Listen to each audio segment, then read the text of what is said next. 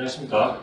네, 저희 사회자이신 저희 존경하는 김용석 교수님과 토론자로 김도현 팀장님, 황기진 연구위원님, 존경하는 저희 이호석 박사님, 이재민 책임 모시고 대표 자리를 마련 대표를 하게 돼서 굉장히 영광으로 생각합니다.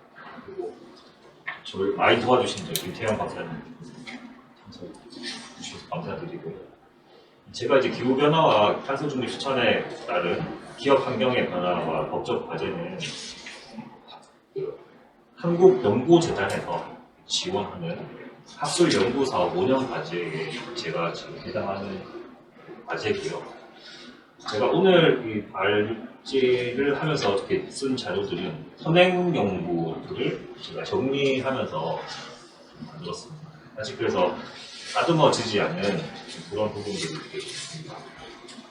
처음에 이제 그 서론을 잠깐 보시면 전기차가 이제 최근 들어서 테슬라라든지 아이오닉이라든지 기술자동차라든지 출시가 되고 있는데 사실 그 전기차는 자동차가 개발되면서 가장 먼저 나왔던 방법이고요. 근데 그 당시에 이제 배터리의 기술이 현재 이제 뭐 니켈이나 케미처럼 완벽하지 않았기 때문에 거리가 굉장히 3km, 5km 이렇게 못 갔었어요. 그러다가 이제 그 포드가 이제 휘발유라는 이제 석유를 쓰는 내연기관차를 만들면서 완전히 이제 그 차라는 것이 내연 엔진을 탑재한 이런 차량으로 그 1910년부터 이제 활발했으니까 저희는 이제 전기차는 최근에 나온 것이다. 그건 아니라고 말씀을 잠깐 드리면서 사실 그래서 저희가 전기차를 확장을 위한 시도가 사실 10년이 조금 더 된 걸로 제가 알고 있습니다. 찾아보니까 그 제주도에서 이제 청정으로 탄소 배출을 줄이기 위해서 스마트 그리드 실증 단지로 행정적으로 지원을 해서 충전기 사업을 보급한 그런 사례도 있었습니다. 이때는 이제 그 지원금 정도로 저희가 이제 이해할 수가 있겠죠. 그 다음 페이지 보시면 세계적인 동향은 어떠한가? 이제 그 자동차 산업이 가장 발달한 유럽을 중심으로 해서 또다시 한번 이제 디젤도 유럽 3, 유럽 4, 5, 6 이렇게 규제했던 것처럼 좀 더 이제 더 탄소 중립에 대해서 조금 더 이제 기술에 자신이 있으니까 조금 더 이제 규제를 강하게 하고자 이것 차원에서 근거를 개발을 하고 있는 것으로 나와 있고요. 저는 이제 그 주제는 뭐 EV라든가 IPC, EV에 한정했지만 EU의 자료를 찾아보니까 산업 전 분야, 뭐 에너지, 운송, 주택, 시티, 뭐 이런 그 수소시티 뭐 이런 개념으로 해서 굉장히 이제 여러 가지 많은 분야에서 탄소 배출을 감소하기 위해서 각국의 정책을 수정하도록 EU에서 노력을 하고 있는 것으로 나와 있습니다. 국제법적으로는 그렇다고 그러면 자 EU에서 EU 같은 경우에는 뭐 다들 이제 법원하시고 잘 아시겠지만은 또 반드시 또 해야 되는 건 아니지만은 또 EU에서 또 그 합의한 내용들은 각국에서 또 법으로 또 만들어야 되기 때문에 EU를 저희가 이해할 때는 이제 국제법상 이제 계약의 준수 뭐 이런 것들을 통해서 이제 구속력이 있다 이렇게 얘기를 하는데 이제 그런 것들이 과연 우리나라와 어떤 관계가 있을지 제가 좀 궁금해서 찾아봤습니다. 사실은 그래서 그 본주제를 법적으로 이렇게 논하기 위해서는 과연 기후변화라든가 탄소 중립이라는 것이 법학의 개념으로 들어오기 위해서 좀 어떠한 구체화를 통해 가지고 요건이나 뭐 이런 것들을 갖춘 법률 용어로 들어가야 되는지 이런 것들 사실은 좀 해석학적으로 제가 좀 탐구를 했었어야 되는데 이런 걸 하기 전에 먼저 선행연구부터 먼저 선행이 되고 확실하게 뭔가 이 제도들을 이해를 해야지 법적 그 다음 이제 최소한 이게 양심에 따라서 이런 연구가 가능할 것 같아서 조금 이제 사실은 이게 제가 하고 싶었던 부분은 한계점 이게 이제 제가 하고 싶은 분야이고 현재 약간 그 정도까지는 연구가 이루어지지 않다는 양해 말씀을 드리도록 하겠습니다. 그래서 이 이하에서는 제가 그래서 찾아볼 수 있었던 탄소 중립 실천에 대해서 이런 뭐 행정이라든가 정부의 임무가 어떤 것인가 공법상으로 필수적으로 이제 수행해야 되는 핵심 과제들이 사법을 포함해서 어떤 뭐 ESG 사회자께서 말씀하셨지만은 그런 분야에서 어떻게 이런 것들이 진행이 되고 법적인 합의가 과연 어디가 될 것인지 그런 것들을 말씀을 드리는 것으로 해서 계속 진행하도록 하겠습니다. 기후 변화와 그 지구 온난화에 관한 이런 대응 과제를 이렇게 보시면 뭐 기후 변화는 잘 아시겠지만은 이제 과거보다 온도가 올라가면서 해수면 상승이라든가 기후 변화라든가 여러 가지 이제 뭐 강도라든가 재난에 대해서 지속적으로 이렇게 증가를 하고 있고요. 또 자연환경의 변화라든가 이런 인간의 이런 그 생활이 변하는 것이 지구 온난화로 인해 가지고 기후 변화로 인해서 실제로 이제 운명이 다가왔기 때문에 이제 그러면 이거를 그러면서도 기후는 변화했지만은 그래도 우리 사회는 경제 발전은 또 포기할 수가 없기 때문에 공장은 어차피 돌아가야 되고 어쨌든 그래서 이러한 포기할 수 없는 이런 명제들에 관해서 기후 변화에 대응하면서도 또 한편으로는 또 경제적으로는 지속 가능한 발전을 어떻게 이룰 것인가라고 하는 것이 이제 바꾸기에 가장 중요한 이제 법적 제적 과제라고 할 수가 있겠습니다.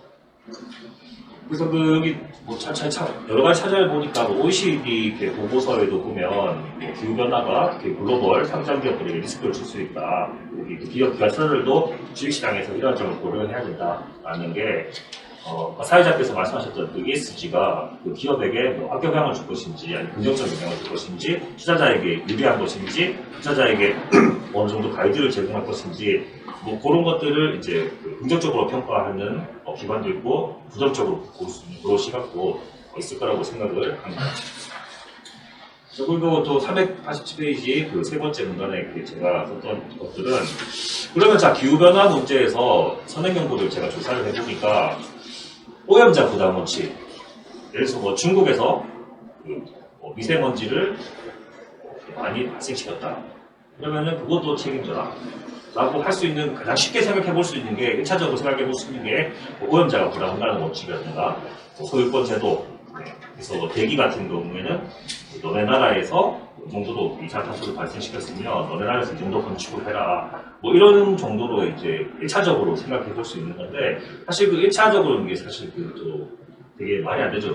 폐수 같은 경우는 바다로 방류해버리면 그만이고 대기는 바람을 타고 이동하기 때문에 측정도 사실 어렵고 저희도 뭐 짐작만 할 뿐이지 그렇게 대응을 하기 어렵다라는 것이고 그렇다면 일단 온실가스 감축에 대해서는 그러면 각 한 나라만 해서는 안 되고 여러 나라가 공동으로 같이 규제와 정책을 오히려 폭넓게는 국제협력을 통해서 지구온난화에 동참을 하지 않는 나라에 대해서 규제를 함께 할 수 있는 이런 방향으로 현재 지금 많이 논의가 이루어지고 있다는 걸 제가 조사를 했습니다. 자, 그리고 지속가능성과 그 지속가능한 발전에 관한 이 법적 개념인데요. 이 개념 같은 경우에는 법제연구원에서 7년 전에 책자로 한번 깊이 조사를 해서 발표한 조서가 있습니다. 상당 부분은 제가 이제 그쪽 부분을 보면서 이렇게 이해를 했고요. 그래서 그 법제연구원에서는 결과에서는 그 지속가능성과 지속가능한 발전에 대해서는 어느 정도는 그 법적 개념으로 소송할 수 있다. 그렇게 제가 그 이해를 했습니다. 그래서 두 번째 같은 경우에는 상세한 선행 연구가 진행됐기 때문에 제가 언급을 하지 않도록 하겠습니다. 388페이지에서 자 그렇다면 지속가능성과 지속가능한 발전이라는 것이 규범적인 성격을 가집니다. 규범적인 이 성격을 가지기 위해서는 이게 제가 생각해 봤을 때 이게 그러면 국제법에서 나온 용어인가 정책학에서 나온 내용인가 그래서 어느 정도 수준으로 우리가 받아들여야 될 것인가 이제 그것이 이제 핵심인 것 같아서 저희가 이렇게 찾아봤는데 뭐 어쨌든 이제 국제법 같은 경우는 여성법이라는 뭐 이런 것들을 따라서 국가에다가 구속력을 받는다. 이제 국제법 학자들은 이제 그렇게 주장을 하고요. 실제로 이제 국제사회 같은 경우에는 힘의 논리에 의해서 이렇게 움직이기 때문에 이 정도로는 아직 조금 이제 우리가 규범이라고 하기에는 조금 부족하지 않은 게 있는가 이제 그런 생각입니다. 그래서 이제 유엔을 중심으로 해서 지속 가능한 이런 발전들의 개념이 현재까지 계속 이제 논의를 이렇게 되고 있고요. 그래서 이게 저희가 이제 법학에서 과연 이게 규범에 대해서 어떤 환경을 이렇게 제공해야 될 것인지 국제법상 이거를 전체적인 국가에 이거를 뭔가 이렇게 적용을 하기 위해서는 그런데 또 사실 또 국가 간의 불균형이 있기 말입니다. 선진국은 4차 산업혁명이 벌써 이루어져가지고 첨단 산업을 넘어갔고 이제 공장 같은 거는 하지 않는 상태, 중화공업 하지 않는 상태고 또 개발도상국 같은 경우에는 어쨌든 저기 여러 가지 경공업이라든가 중화업이 필요하다 보니까 탄소가 발생할 수밖에 없는 그런 상황이거든요. 그래서 그런 것들이 과연 어떻게 원칙적인 방식으로 적용할 수 있을지가 국제법을 하시는 분들한테는 이제 가장 큰 고민거리가 아닐까 제가 그렇게 생각을 했습니다. 자, 그리고 두 번째 이제 보편적 신기후와 탄소 중립 대응 체계가 최근 들어서 이제 출범을 했습니다. 그래서 이제 이제는 과거에 이제 뭐 기후 변화라든가 지구 온난화에 대해서 우리가 대응을 하자 이 차원이 아니라 이제 우리가 이제 본격적으로 대응을 하자. 그래서 가장 앞서 나가는 게 이제 EU라고 할 수 있습니다. 그래서 EU에서는 Fit for 55, 그래서 Fit for 55 이렇게 이제 배출권 도래 제도를 실제로 이제 도입을 하고요. 그다음에 탄소 지각적 수입품, 그러니까 저희 같은 그 철강 같은 거, 포스코에서 나온 철강 같은 것들은 뭐 철강을 생산할 때 이산탄소가 뭐 이렇게 철강 1톤당 뭐 이산탄소가 뭐 몇백 그램, 뭐 몇백 킬로그램이다. 뭐 이런 식으로 계산을 해서 그 CBM 뭐 이런 것들을 이제 계획 예전부터가 이거를 시행할 계획이라서 지금 현재 기업에서는 이거 지금 대응을 하느라 굉장히 바쁜 걸로 제가 알고 있습니다. 그래서 이게 T4 55 같은 경우에는 뭐 ETS라든가 에너지 조세, 그다음에 자동차 탄소 배출 규정 여러 가지 이런 가이드가 있어야 된다. 그래서 이런 것들에 있어서 충분히 이제 그 가이드를 EU 합의에서 지금 만들고 있는 것으로 제가 알고 있고요. 특히 뭐 탄소 국경세 같은 경우에는 이게 진입 장벽 그리고 또 이제 이행을 하지 않는 국가에 대해서 차별적으로 이제 강제성을 좀 띄기 위해서는 세금이라는 이런 조세제도를 통해서 조금 더 이제 탄소 중립에 동참을 시키려는 유인책이 아닐까 그렇게 이해를 했습니다. 사실 또 여기 찾아보니까 뭐 그레이 수소라든가 아니면 로우 카본 하이드로겐 저탄소 수소라는 그런 용어들이 같이 나오고 있는데 사실 이건 제가 처음 보는 단어들이라서 아직까지 제가 말씀드렸지만은 법적 용어로 가져오기 위해서는 조금 더 이제 제가 제대로 좀 알고 법적 용어로 소개할 필요가 있어서 이 정도만 제가 소개를 하고요. 자, 그 다음에 또 ESG 같은 경우에는 제가 이제 전공이 상법이기 때문에 이제 회계라든가 이런 규정들은 IFRS라고 이제 국제 간 회계 기준이 있습니다. 이게 이제 한국에 들어오면은 이제 K-탑 이런 것처럼 KIFRS 코리아, 일본에 가면 J 뭐 이런 식으로 이게 변형시켜서 바꾸게 그거를 적용을 합니다. 그래서 IFRS처럼 이제 국제적인 회계 기준을 공통되게 적용하는 이유가 어떤 이유냐 그러면 미국에 있는 사람도 IF 회계사, IFRS를 읽을 줄 알면은 이제 표라든가 아니면 이게 다 똑같다는 거죠. 그래서 한국말이 영어인 거고 다시 또 우리가 다른 나라 봤을 때는 뭐 포르투갈어고 뭐 차이가 있고 뭐 차변항, 대변항이라든가 벨브시트는 같이 있습니다. 그런 거에 따라서 사실은 이게 재무적 정보가 굉장히 중요하거든요. 그래서 이게 회사의 자산이 얼마냐, 회사의 가치가 얼마냐, 그걸 따져가지고 투자자들이 투자를 할지 말지 결정을 하기 때문에 이 재무적 정보에 대해서 과연 그러면 ESG, 탄소에 관해서 이 회사는 어떻게 대응하고 있는가, 그런 것들을 반영하자라는 것이 이제 최근에 논의인 것 같고, 우리 사회자께서 말씀하셨겠지만은 사실 기업 입장에서는 이게 비용이라든가 아니면 인력을 채용을 한다든가 뭐 그다음에 연구 용역을 통해서 이제 우리 회사가 어느 정도 하더라. 토스코 같은 경우에는 사실은 이게 뻔하거든요. 왜냐 톤당 이산탄소가 얼마나 발생한다 그러면은 토스코가 총 생산량이 딱 공개가 되기 때문에 얘들은 뭐 몇백 킬로를 하는구나라고 딱 도망갈 수가 없어요. 그래서 우리가 줄이고 싶어도 그 생산량이 이만큼인데 어떻게 그게 가능하냐. 뻥치지 마라. 바로 걸리기 때문에 우리나라의 기업들이 사실 굉장히 불리하게 되는 게 맞습니다. 우리나라 자원을 가공을 하기 때문에 그런 면에서 이제 사회자께서 말씀하신 대로 ESG 관련해서는 기업의 부담이 상당한 것으로 제가 알고 있고, 그렇다 그러면 제가 지금 녹화 중이라 더 상세하게 말씀 못 드리지만은 이 ESG 같은 경우에 그래서 어떻게 우리가 대응하고 있냐 그러면은 상당히 이제 두루뭉술하게 이제 하고 있다, 노력을 하고 있습니다. 얼마를 감축을 했다라는 문제에서 사실 정확한 과학적인 수치는 아닙니다. 현재까지. 근데 이제 앞으로 IFRS에 이게 반영이 됐다면 좀 더 객관적으로 구독되지 않을까 그런 생각이 들었습니다. 그리고 탄소 가격, 그다음에 대출 저감에 관한 이 국제법은 제가 앞에서 대부분 이렇게 얘기를 말씀을 드렸던 부분이고요. 그다음 390페이지 이제 그럼 이제 한국 정부는 무엇을 하고 있느냐? 그래서 2021년 작년에 정부관계부처에서는 NDC라고 하는 이제 온실가스 감축 목표를 상향을 했습니다. 문재인 정부 때 이제 굉장히 이걸 상향을 하면서 한국도 같이 이제 주도를 하는 그룹에 이제 들어가겠다라고 하면서 이제 감축 수준을 굉장히 이제 올렸고, 밑에 표를 보시면 여기 그 온실가스 배출량 100만 톤 이산화탄소인데요. 727만 톤? 예, 전 어떻게 읽죠? 700만, 예. 727만 톤 아닙니까? 아니요, 100만 톤이거든요. 그러니까 700, 그렇게 예, 100만 6천 톤인데 7억 2,700. 예, 7억 2천 예, 조대 톤으로 지금 나와 있습니다. 그래서 이게 우리나라에서는 그래서 2018년이 피크였다라고 이제 주장을 합니다. 왜냐하면 이제 그 다음에는 코로나 때문에 경제가 또 다운됐었기 때문에 18년을 피크로 보고 이때를 기준으로 해서 우리가 얼마만에 감축합니다. 사실 기준이 되게 중요하거든요. 그러니까 우리가 왜 50점 맞던 친구가 80점 맞으면 30점 올라간 거고 100점 맞던 90점 맞던 친구가 100점 되면 10점밖에 안 올라가고, 그래서 최대치 피크치를 18년 이렇게 잡아서 뭐 이런 것들 정부가 굉장히 잘한 거죠. 피크치를 잡아서 여기 오른쪽 391페이지 보시면은 우리가 어느 정도로 EU라든가 미국은 66%에서 55% 2050년 되면은 이 정도 감축을 한다 이렇게 발표했고, 저희도 7억 하여튼 뭐 이거에서 2050년 되면은 거의 이제 이거는 뭐 확 떨어지는 걸로 최소 저희 50% 정도 떨어지는 걸로 발표를 하고 있습니다.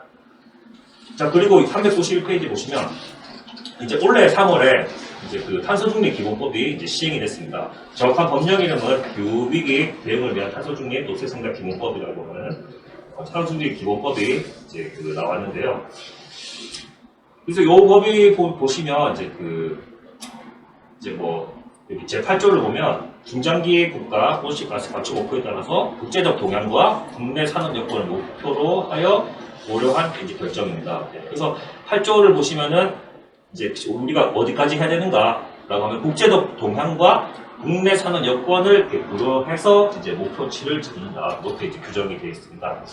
자, 그래서 여기 보시면은 실제로 그러면 우리가 60% 정도를 탄소를 줄이기 위해서는 390페이지 밑쪽에 보시면은 산업도 마찬가지고 건물도 마찬가지고 수송 분야도 마찬가지고 농축수산물, 그 다음에 폐기물, 그 다음에 흡수원이라고 하는 게 이제 그 나무 같은 것들, 나무를 더 많이 심고, 그 다음에 뭐 탄소 포집 및 저장 기술 이런 것들도 개발하고 해서 이제 우리가 동참하겠다라는 것을 지난 정부에서 발표를 한 바 있습니다. 여기 392페이지 보시면은 이제 그 기후변화 법제 및 그 대응 정책입니다.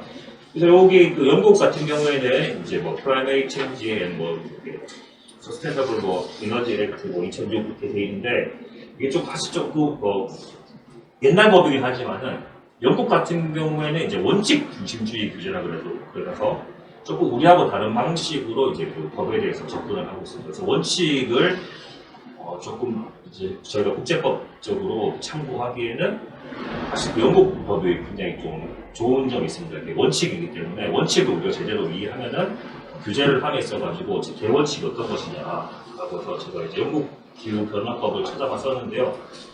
그래서 여기 보시니까 이제 법의 목적이라든가 뭐 온실가스 보고서를 낸다든가 지방자치단체의 의무 뭐 이런 것들, 그다음에 이제 자가열 전력 생산이라는 게 이제 지구로 했을 때 그리드라고 하죠. 분산시켰을 때 뭐 이런 것들 할 수 있는, 설치할 수 있는 근거들, 그다음에 뭐 이거를 지원하기 위해서도 등급법이 필요하거든요. 그런 것들을 적어놨습니다. 자, 그다음에 이제 393페이지 보시면 독일에도 보시면 이제 2050 이제 기후 대응 프로그램이 이렇게 있습니다. 그래서 뭐 독일 같은 경우 굉장히 그 예전부터 이제 그 온실가스를 배출을 해야 되고, 그다음에 브라질 아마존을 살리기 위해서 아마 독일 정부에서 재원도 제공하는 걸로 제가 알고 있는데요. 그래서 여기 뭐 독일의 2050 기후 대응 프로그램이 14년에 이제 2020년을 목표로 했던 이제 그 기후 대응 플랜을 좀 더 이제 그거 구체화하는 뭐 그런 것들로 제가 이해를 했습니다. 그래서 마찬가지로 EU에서 하는 것처럼 에너지, 산업, 건축, 교통, 뭐 여러 가지 부분에서 이제 효율성이라는 단어가 나옵니다. 효율성을 극대화 후에 전력을 기반으로 하는 대체를 찾거나 이제 바이오매스를 이용한다. 이런 내용입니다. 그래서 그 독일 같은 경우에 제가 조금 더 이제 그 연구를 이렇게 앞으로 계속 해야 되는 이유가 마찬가지로 이렇게 독일에서도 내부에서도 반대하는 이제 그런 이렇게 우려가 충분히 가능합니다. 왜냐하면 EU에서 이렇게 가이드를 주고 뭐 유럽의 이제 헌법이라고 할 수 있는 뭐 설립조약과 그다음에 뭐 이렇게 다시 이제 탄소 중립을 실천해야 되는 이 지침, 명령, 결정들이 나왔을 때 과연 이런 것들을 이제 우리 독일에서 해야 되는가? 이제 그런 거에 관해서 이제 독일 학자들도 이제 고민을 할 수가 있거든요. 그래서 앞으로 이제 그런 것들을 제가 논문을 찾게 되면 조금 더 이제 연구에 도움이 되지 않을까 이렇게 생각을 하고 그런 연구들이 나오면은 조금 더 이제 그 세세한 기준들에 대해서 면밀한 분석이라든지 이런 것들을 제가 참고할 수 있을 것 같습니다. 394페이지 보시면 이제 메탄 사용입니다. 근데 이제 메탄 가스라는 게 저기 4%인가 공기 중에 그 정도 되는 건데 우리가 이렇게 온실가스라고 하면은 CO2만 생각을 하다가 메탄이라는 것을 사실은 또 잘 모르는 경우가 있는데 이게 뭐 소가 트림을 해도 메탄 가스가 발생해서 지구 온난화를 뭐 유발한다고 들었습니다. 근데 이제 그 남동업 국가 같은 경우에는 그 중화학이 발달한 나라가 아니고 저희 우리나라 같은 경우는 CO2고 뭐 뉴질랜드라든가 핀란드 같은 남동업이 발달한 국가들은 그 소가 이렇게 많잖아요. 꺽꺽거리기만 해도 이제 이게 이렇게 온실가스가 이렇게 나온다고 하는데 제가 이게 되게 재밌었던 게 핀란드인가요? 그 어딘가 이렇게 찾아보니까 통계청 보니까 메탄이 빠져 있더라고요. 그러니까 이거는 그렇지 지구온난화에서 우리가 동참을 할게 해놓고 이제 우리나라 같은 경우에는 CO2보다도 메탄이 더 많다 보니까 근데 메탄에 관한 기준은 없네? 라고 이제 통계청에서 하고 EU의 보고서를 그대로 올렸습니다. 작년에. 제가 그래서 뭐 핀란드 통계청이 영어로 돼 있어가지고 제가 제대로 찾은 건지 제가 잘 모르겠는데 핀란드가 따로 있나요?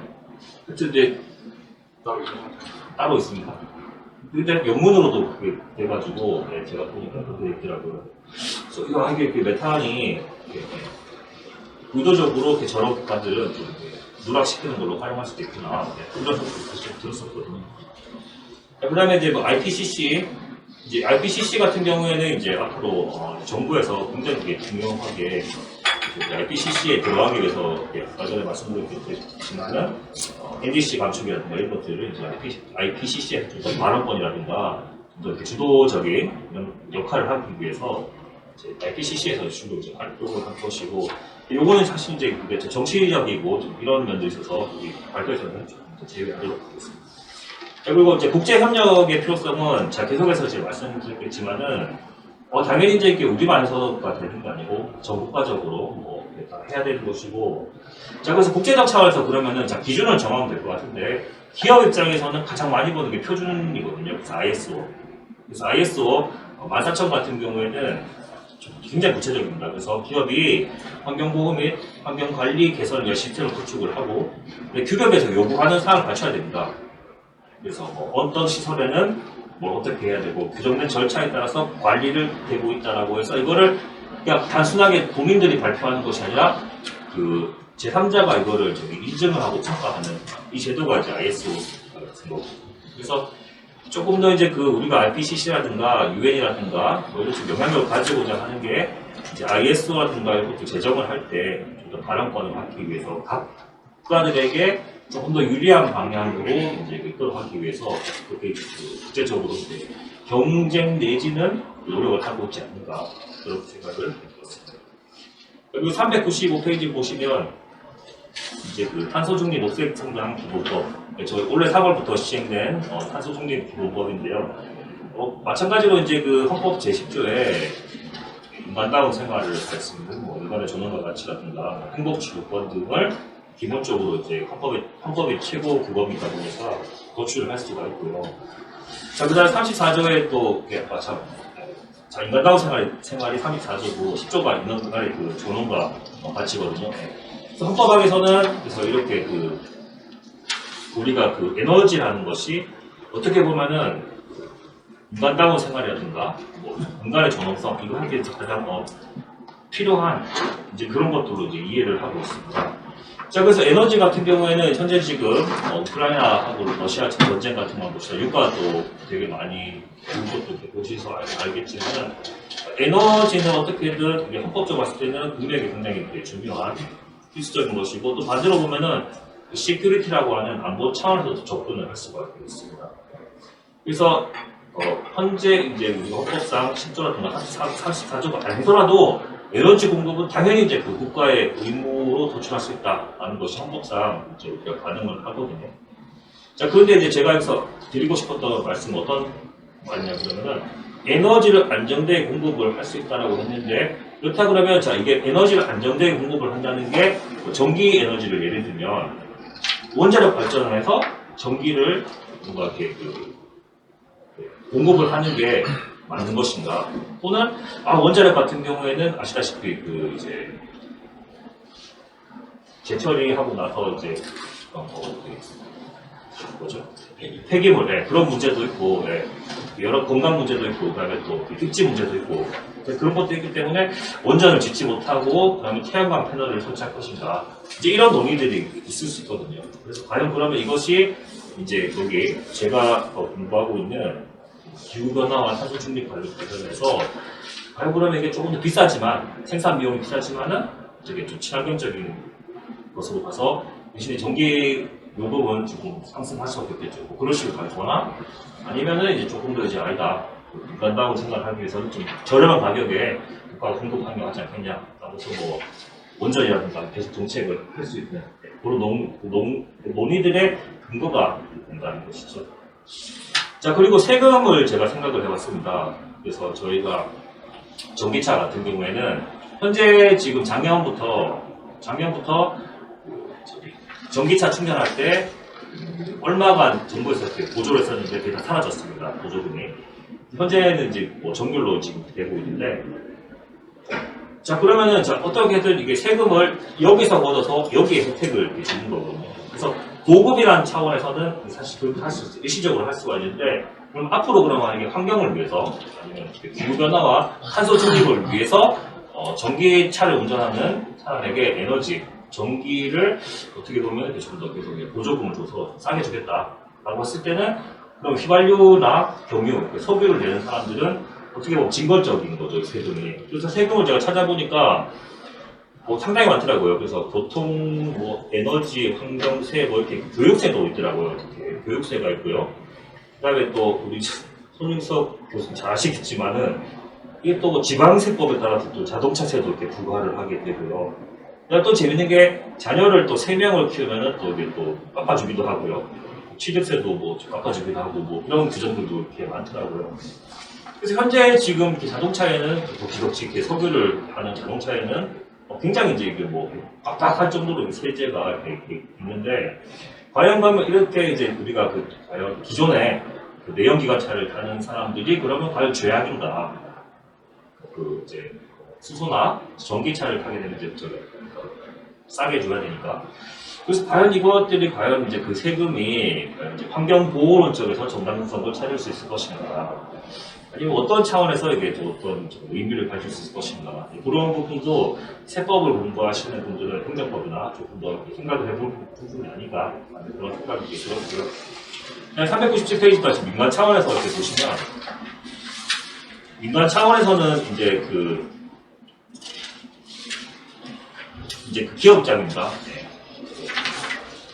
현대자동차하고 제가 몇 군데를 조사를 해봤었는데 그 수소 자동차 같은 경우에는 수요가 더 많습니다. 공급보다. 그래서 지난 정권 때 이낙연 이제 총리 하실 때 현대자동차가 요청을 했어요. 버스를 100대를 주문하겠다. 근데 현대자동차에서는 이제 개발하겠다라는 단계였습니다. 개발하겠다. 출시할 수 있다. 근데 이제 100대를 계약을 해라라고 이제 국무총리 떨어진 거예요. 그래서 이제 현대자동차에서는 이제 부랴부랴 이렇게 계약을 해서 테스트부터 바로 내보냈는데 문제는 뭐냐 그러면은 창원이라든가 어디 이제 납품을 들어갔는데 그 지역에 수소 충전소가 없는 거예요. 그래서 10몇 개월 동안 이걸 세워놓고 또 지자체 거니까 용도가 다른 지역에 빌려줄 수도 없고 활용을 또 할 수도 없게 되고 또 그런 문제들이 이렇게 좀 있었는데 뭐 그거는 이제 사실은 초기 도입 단계에서는 뭐 사실 그 정도 뭐 해프닝은 저는 있을 수 있다고 생각을 하는데 이제 민간인 차원에서는 과연 이제 그 전기차라든가 수자동차의 과연 전환을 뭐 때문에 해야 될까? 이제 그런 것도 한번 우리가 이렇게 생각을 해보셔야 되고, 그다음 또 행정상 또 되게 중요한 게 이제 또 공청회라든가 아니면 주민들 주민들 공청회라고 하잖아요. 그런 것들 이제 절차상 다 해야 되는데 수도청문서 짓자 그러면은 전부 다 반대하거든요. 서울에서 그 반대 가지고 결국에 힘든 데가 국회의사당이다. 강남에 이제 뭐 예를 들어서 이제 지을 수도 없는 거고 폭발하면 다시 이렇게 생각이 터지니까 그다음 또 집값이 내려간다 하는 것도 있고 실제로 그 광주 모 지역에서는 경기 본역별로 하나씩 한다고 하다가 반대에 붙여가지고 못한 것도 있었는데 그 민원 발생이 되게 되면 사실 또 지자체 입장에서는 계속해서 밀고 나가기 좀 어려운 것 같아요. 그런 부분들도 좀 검토해야 할 부분이 아닌가 라는 생각이 들었습니다. 그래서 환경법적인 관점에서는 이제 뭐 앞에서 다 제가 말씀드렸던 뭐 국제적 합의를 바탕으로 해서 이제 법적으로 이제 온실가스를 이렇게 이때까지는 공장을 내가 하면서 온실가스를 배출도 하고 잘 만들었는데 갑자기 어느 순간 너는 CO2를 뭐 1년간 뭐 얼마만 해 그걸 초과하면은 이제 그것도 사야 되는 거예요. 탄소 배출권 거래를 통해 가지고 더 사야 되는 거예요. 그런 식으로 좀 더 규제를 하는 거죠. 그러니까 생산 비용이 상승하는 거죠. 당연히 이제 기업 입장에서 생산 비용이 상승을 하면은 이제 공급가를 올리면 되겠지만 사실 공급가를 올리기 위해서는 공급가를 올려버리면은 또 시장에서 경쟁력이 또 처진단 말이에요. 그래서 그런 부분들을 이제 기업들이 많이 고민을 하는 것 같고요. 399페이지에 다시 또 에너지 수요라든지 국가의 책임 같은 경우는 아까 말씀드렸던 헌법적인 뭔가 문법적으로 이런 것들을 탄소 중립 기본법상 어떻게 이거를 국가의 책임으로 도출할 것인가 그런 부분에 논의가 필요하고요. 사실 그래서 제가 제일 이제 중요하게 생각했던 거는 401페이지에 있습니다. 그래서 그게 401페이지 보시면 자연 독점과 시장 실패라는 것인데 사실 저희가 그 이호석 박사님과 제가 자문을 굉장히 많이 구했었는데 이게 현재는 지금 뭐 전기차 충전하는 사업자라든가 수충전 같은 경우에는 수소 같은 경우에는 대기업 위주고요. 전기차 같은 경우에는 중소사업체 180개가 그렇게 되어 있습니다. 장비는 또 별도고요. 근데 이제 이렇게 이제 만약에 전기차 충전소가 뭐 돈이 된다라고 해서 어느 순간 이제 큰 회사들이 끼어들면 현재 정유사가 4개가 있거든요.